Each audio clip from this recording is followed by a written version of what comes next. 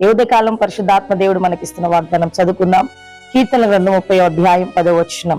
యెహోవా ఆలకింపుము, నన్ను కరుణింపుము, యెహోవా నాకు సహాయకుడవై ఉండము. దేవుని బిడ్డలారా, యువత కాలము దేవుడు మనకిస్తున్న వాగ్దానము నమ్ముదాం.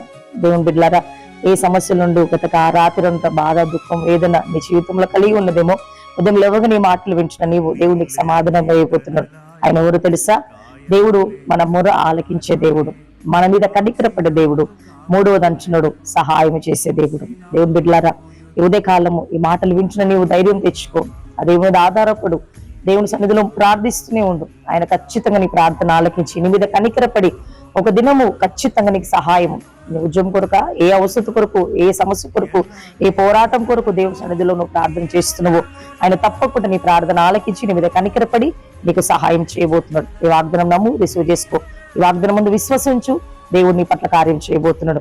దినమంతా దేవుని కృప, కాపుదల, భద్రత, ఆయన కరుణ కటాక్షం, నూతన దయాపీఠం, సన్నిధి, సమాధానం, ఆనందం, ఆశీర్వాదం, ఉద్యోగం, ప్రయాణం, సమస్తానికి, బర్త్డేస్ కి, మ్యారేజ్ డేస్ కి, అన్నిటికీ దేవుని కృప నిత్యము తోడై ఉండును గాక. May God bless you.